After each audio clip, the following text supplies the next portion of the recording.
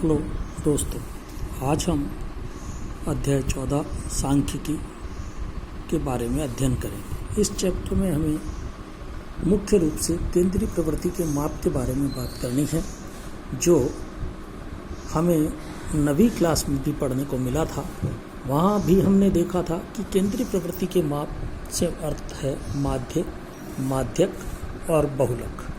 अब इनमें हमारे कोर्स में माध्य में केवल समांतर माध्य है और माध्यक है और बहुलक है। अब समांतर माध्य ज्ञात करने के लिए हमने सवालों को 3 भागों में बांटा, जो मैं आपको दिखाता हूँ। सबसे पहला, जब केवल विचर दिए हुए हो। दूसरा, अवर्गीकृत बारंबारता बंटन दिया हो। और तीसरा है जब वर्गीकृत बारंबारता बंटन दिया हो। तो हमको माध्य कैसे ज्ञात करना है। कक्षा 9वीं में हमने अध्ययन किया कि जब केवल विचर दिए हुए हों तो हम माध्य ज्ञात करने के लिए सूत्र का उपयोग करते थे।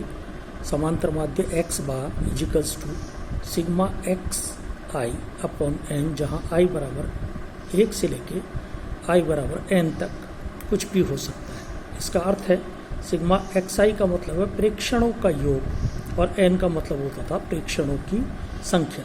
इसकी सहायता से हमने सवाल किए। ठीक इसी प्रकार से जब केवल विचर दिए हुए हों तो माध्यक और बहुलक ज्ञात करना भी सीखा। इसके बाद कक्षा 9 में हमने अवर्गीकृत बारंबारता बंटन का माध्य ज्ञात करना भी सीखा था कि दिए गए सवाल के प्रत्येक विचर को संबंधित बारंबारता से गुणा करके और हम fx प्राप्त करते थे और उस fx का सभी का जोड़ करके बारंबारताओं के योग का उसमें भाग दे देते थे। इस प्रकार हमें समांतर माध्य प्राप्त होता था। लेकिन जब संख्याओं के मान बड़े होते हैं तो उस स्थिति में हमको अवर्गीकृत बंटन हो या वर्गीकृत बंटन हो, माध्य ज्ञात करने की अलग अलग विधियों का उपयोग करना पड़ता है। इन दोनों ही प्रकार के सवालों को हल करने की मुख्य 3 विधियां हैं। प्रत्यक्ष विधि से समांतर माध्य ज्ञात करना, कल्पित माध्य विधि से समांतर माध्य ज्ञात करना और पद विचलन विधि से समांतर माध्य ज्ञात करना। इस प्रत्यक्ष विधि का हम जब उपयोग करते हैं, वो उपयोग करते हैं जब संख्याओं के मान छोटे होते हैं, गणना आसान होती है, तो हम प्रत्यक्ष विधि का उपयोग करते हैं। लेकिन जब दी गई संख्याएं सवाल में बड़ी बड़ी होती है और गणना करना कठिन होता है, तो गणना को कम करने के लिए हम कल्पित माध्य विधि का उपयोग करते हैं। अब कैसे करते हैं वो हम आगे बात करेंगे। और भी ज़्यादा गणना को कम करना हो तो पद विचलन विधि का उपयोग करते हैं। ठीक आज का हमारा जो काम है, हम नंबर 1 प्रत्यक्ष विधि से समांतर माध्य ज्ञात करने के लिए सवाल हल करके देखेंगे जब हमको वर्गीकृत बंटन दिया हुआ हो, क्योंकि अवर्गीकृत का हम कक्षा 9th में हल कर चुके हैं। हमारे सामने एक सवाल है जिसके बारे में हम बात करेंगे। सवाल है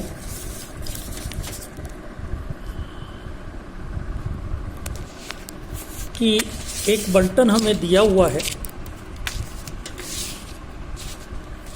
मैं आपके सामने चेक कर देता हूँ।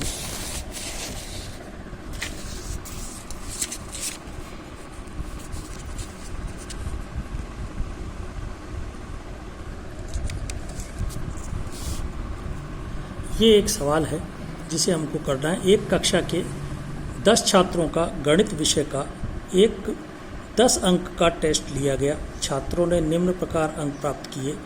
निम्न बंटन का माध्य ज्ञात करो। नीचे हमने देखा टेबल हमें प्राप्त हुई। प्राप्तांक 0 से 2, 2 से 4, 4 से 6, 6 से 8, 8 से 10। छात्र संख्या 2, 4, 2, 2, 1, 4 और 1 प्राप्त। इसे हल करने के लिए हम निम्न प्रकार से एक टेबल का निर्माण करेंगे। सर्वप्रथम 0 से 2, 2 से 4, 4 से 6, 6 से 8 और 8 से 10। ये हमें टेबल के वर्ग बने हुए प्राप्त हुए हैं प्राप्तांकों के। और छात्र संख्या जिसको हम बारंबारता कहेंगे 2, 2, 1, 4 और 1, इसे हमने टेबल को खड़ा तैयार किया। फिर सर्वप्रथम हम इस मध्यमान, इन वर्गों का मध्यमान निकालेंगे और वर्गों का मध्यमान निकालने के लिए 0 से 2 वर्ग का अंतर देखा, 2 से 4, 4 से 6, 6 से 8 और 8 से 10। हमने देखा सभी वर्गों के बीच का अंतर 2 है। हम सर्वप्रथम इन वर्ग के अंतर का जो हमें वर्ग अंतराल प्राप्त हुआ है, इसे हम कहेंगे वर्ग अंतराल। ये हमें 2 प्राप्त हुआ। इस वर्ग अंतराल का आधा करने के लिए इसमें हमने 2 का भाग दे दिया, हमें 1 प्राप्त हुआ।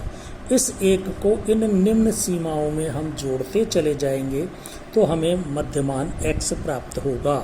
जैसे 0 में हमने 1 जोड़ा तो 1, 2 में हमने 1 जोड़ा 3, 4 में हमने 1 जोड़ा 5 और 6 में हमने 1 जोड़ा 7 और 8 में हमने 1 जोड़ा 9। अब हमारा मध्यमान x प्राप्त हो चुका है। अब इन मध्यमान x को क्रम से हम संबंधित बारंबारताओं से गुणा करेंगे और fx प्राप्त करेंगे। सबसे पहले हमने 2 को 1 से गुणा किया, 2 एकम 2, 2 को 3 से गुणा किया 6 और 1 को 5 से गुणा किया 5 और 4 को 7 से गुणा किया 28 और 1 को 9 से गुणा किया तो हमें 9 प्राप्त हुआ। इस प्रकार हमें fx प्राप्त हो गया है। अब इन सभी fx का योग हमने नीचे यहाँ प्राप्त किया और उसे हम सिग्मा fx से प्रदर्शित करते हैं। सिग्मा यानी समेशन, योग का चिन्ह है ये, और fx ये हमने जो ऊपर प्राप्त किया है f इंटू एक्स, इन सभी का योग सिग्मा fx कहलाता है, जो हमें 50 प्राप्त हुआ इनका जोड़ करने पर। ठीक इसी प्रकार से बारंबारताओं का जोड़ हमने किया, 2, 2 4, 1 5, 4 9 और 1 10। इसे हम सिग्मा f यानी बारंबारताओं का योग कहते हैं और इसे कैपिटल N से भी प्रदर्शित करते हैं। अब इन दोनों को प्राप्त करने के बाद हमारे टेबल का कार्य पूर्ण हुआ। अब हम समांतर माध्य ज्ञात करेंगे। समांतर माध्य ज्ञात करने का जो सूत्र हमारा है वो है x बार, इसका संकेत है sigma fx upon sigma f। Sigma f को कैपिटल N से भी प्रदर्शित करते हैं, हम ऊपर बात कर चुके हैं, तो इसे हम इस रूप में भी लिख सकते हैं, sigma fx upon n equals to sigma fx का मान हमने टेबल में प्राप्त किया था 50 और n का मान हमने टेबल में प्राप्त किया था 10। दोनों मान हमने यहाँ क्रम से रखे, सिग्मा fx का और n का। काटने पर हमें प्राप्त हुआ 5। ये इस टेबल से हमें 5 अंक जो ये प्राप्त हुआ है, ये हमारा समांतर माध्य है। ये प्रत्यक्ष विधि से समांतर माध्य का ज्ञात करने की एक सरल विधि है। गणना कम थी तो हमने प्रत्यक्ष विधि का उपयोग किया। आपको भी ठीक इसी प्रकार से सवालों को हल करके अपनी प्रैक्टिस करनी है। धन्यवाद।